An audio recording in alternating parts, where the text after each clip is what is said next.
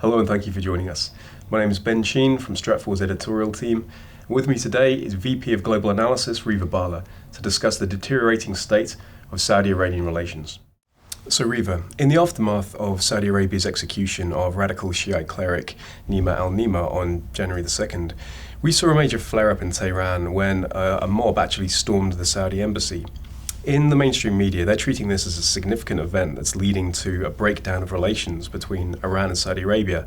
But for us, this was a case of it had to happen sometime, right? Oh, of course. I mean, it's just one, I would argue, tiny piece in a much broader competition that we've seen playing out in the region. And, the setup for this has been, you can go back several years to see what brought us to this current diplomatic flare-up where, of course, with Iran, gradually being able to rehabilitate itself under this new nuclear deal and the United States' interest in making sure it's not in direct confrontation with Iran while trying to deal with other issues.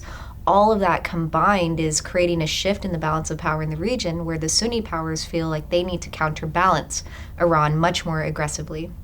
And so in the case of this Shiite cleric, Nima al-Nimr, he was arrested way back in 2012. And if we go back in time a little bit, that was when, Arab Spring was really hot during 2011. The Saudi intervention in Bahrain happened then as well. But Saudi was still extremely concerned about security within the kingdom and was very fearful of the idea that Iran would exploit these tensions within the Arab world to, cause a reversal for Sunni regimes like Bahrain within the Saudi kingdom. So a very charismatic Shiite cleric like Nima al-Nimr was an obvious target for the Saudi authorities, and they took their time in carrying out the execution finally just a few days ago. But now we're just dealing with the backlash, but it's still a much broader picture that we need to bear in mind.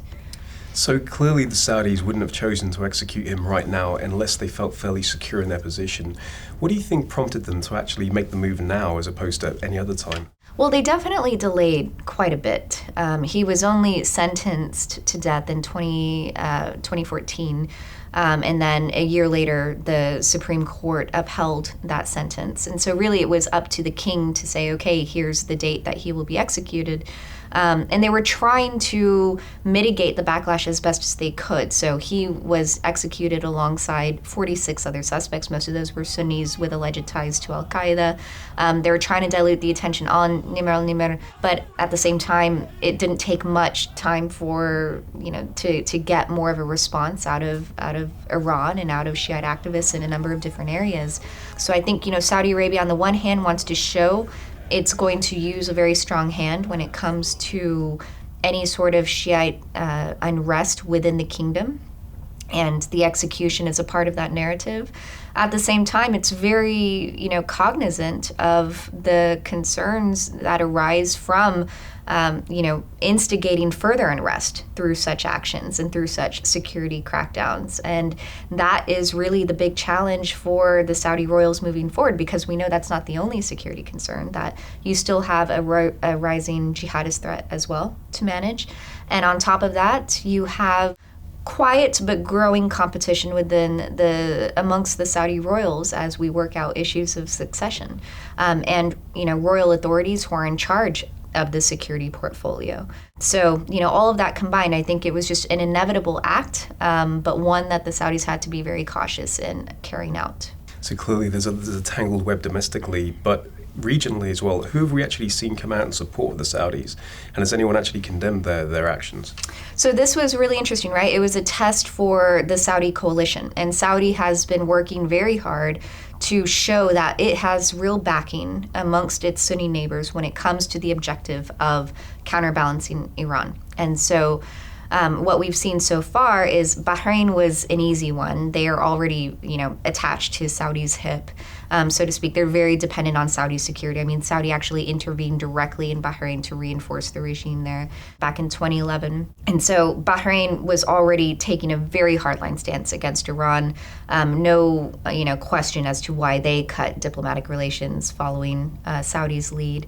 And then we have the United Arab Emirates, which has also been very closely militarily allied with the Saudis when it comes to the Yemen operation, in Syria when it comes to supporting rebel groups, to some extent in Libya as well.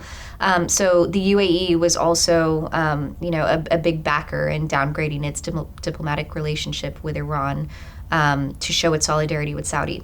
Sudan was interesting. Even if we just go back a couple years, Sudan was actually much closer to the Iranians, and Iran had a very strategic relationship that relied on Sudanese support through the Red Sea port to funnel arms to groups like Hamas, up through the Sinai into Gaza.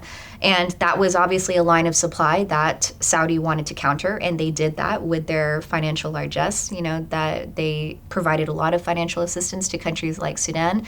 And now you can see the result, right? Sudan has been very public in its support for Saudi Arabia in the Yemen operation, and it's following suit now and backing up Saudi with this current diplomatic spat with Iran.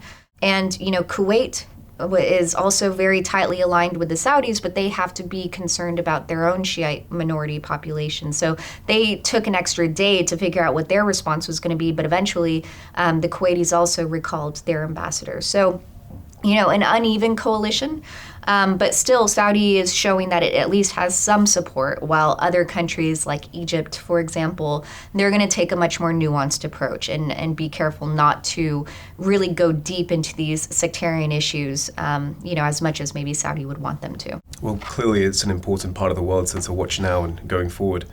Reva, thank you so much for joining me today. Sure. For more on the evolving situation with Iran and Saudi Arabia and the Middle East in general, continue to read Stratfor.com.